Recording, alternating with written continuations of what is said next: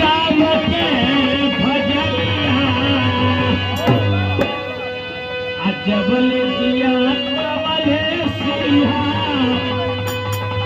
राम के भजनिया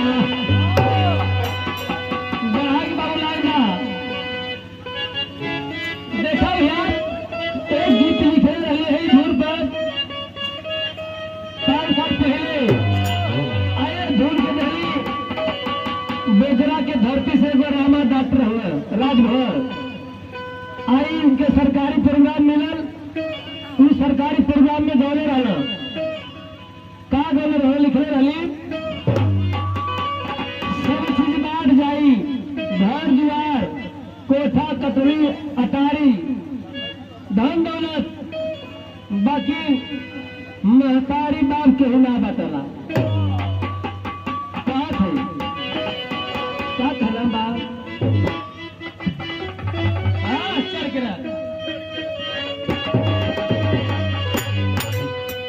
हर बाटी गई घरवा हाई दुआर पाई पाई हर बाटी गई घरवा हर दुआर पाई पाई आके करा में बाबू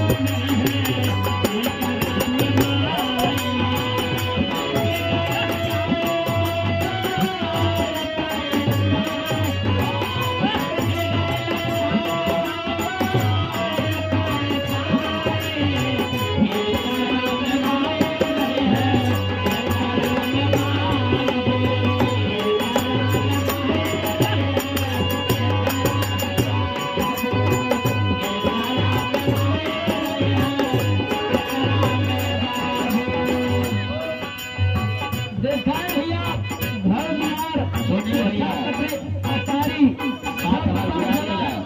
बाकी महतारी अब्बा केहू ना बटौला अगर केहू के दूर से बेटा बारे तो महतारी बाप चाहे छोट लड़का में रहिए चाहे बड़ लड़का में ठीक ना अब बाप का जेकर बनावला कहा तालीम कि जब भट्ठा में ईट लगेला तो सब 1 नंबर ईटा ना पकेला केहू 1 नंबर पकी 2 नंबर पकी 3 नंबर पकी एक बाप का औलाद लड़का भी हो सकला लड़की भी हो सकला वही तन से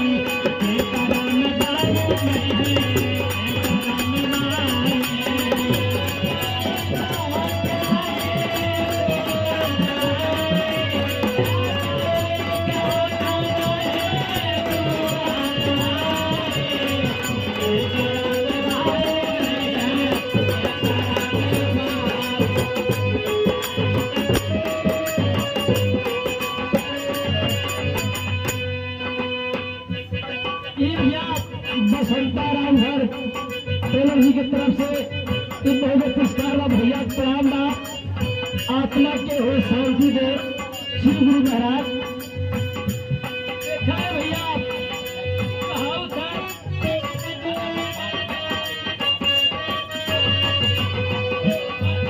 अगर महतारी अपने लड़का के शादी ब्याह कर दिले तो सब अपन अपने परिवार लेके अलग अलग हो जाला अगर महतारी का तबीयत खराब हो गई तो कहिए बेटा तनी हमके जाके बाजार से दवाई लिया। वो बेटा भुला जाई और तो ओकरे नईकी बाई के तबीयत खराब हो जाई, तुरंत 2 चक्का गाड़ी निकल जाई, तुरंत निकल जाई और जाके दवाई करा दी। बाहर महतारी 9 महीना महतारी घर में ढोली लाज लेके, अब बचवा के अगर भूख लगल, छोट बच्चा रहला, कितने भी जनता रहे, महतारी अपन अस्तर निकाल के सामने बच्चा के दूध पियावेले, ओके शर्म ना लगला। नगर के ढोला ओके शर्म ना लगला। आज महतारी की तबीयत खराब हो जात बा तो महतारी के इंसान भूल जाता। कहना बा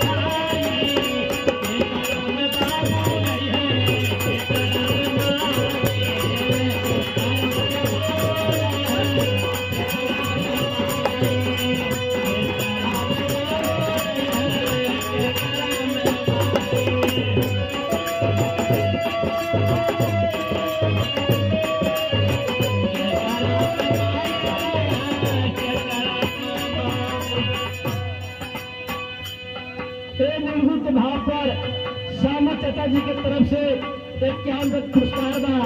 मालिक सुखी रखे भगवान को आत्मा के भैया।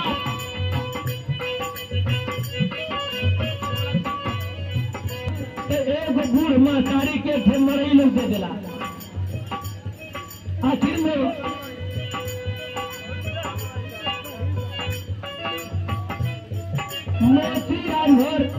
एक से पुरस्कार बा भैया को प्रणाम बाप। आत्मा जहाँ रहे शांति रहे। महतारी बाप सबकर अपन घर द्वार बना के दे देवे। महतारी के एगो झोपड़ी दे देला लोग। अगर लड़का छोट बच्चा रहेला, अगर पेशाब करेला तब महतारी अपने आंचल में आंचल पलट के तो बच्चा के ले ले और वह लड़का जब सयार हुआ शादी ब्याह हो जला तब महतारी क्या झोपड़ी दे रहा कि तू हो ही में रहा। सूरज बा मई लेवा सब भिजत बा कहा नाम बा।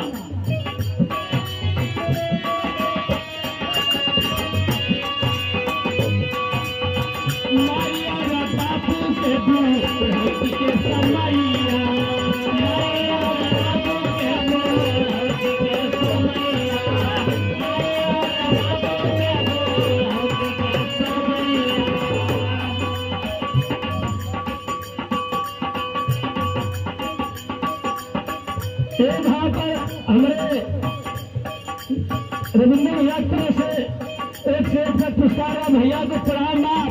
जहाँ भी आत्मा तेरे दादी के है मालिक सुखी रखा कि कहीं आत्मा भटके रहा।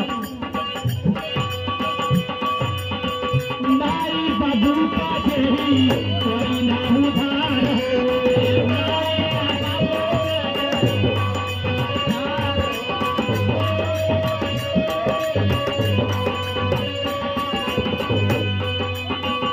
चंद्रिका राजभर चाचा जी की तरफ से बहुत बहुत पुरस्कार बा। चाचा जी को प्रणाम बा। आम जनता के पौलक जी बा। जहाँ भी भगवान आत्मा रहे वो शांति रहे। आई बाबू का जेही कोई ना उधार हो।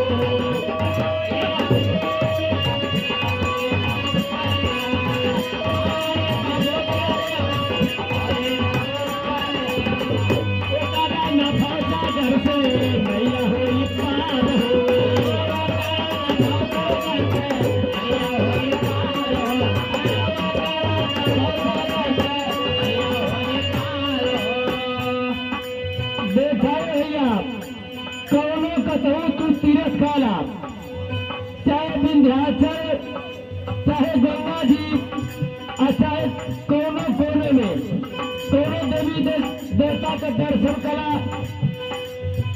जबले नारी का उद्धार ना करवा ऐसे बढ़िया कोनो देवी देवता ना हो। जब हमके महतारी तब से जन्मौले बाप जे माई बाप का उद्धार करल वह समाज में अपन रुआ से रही, कहीं भी उसके भगवान कमी ना करिए।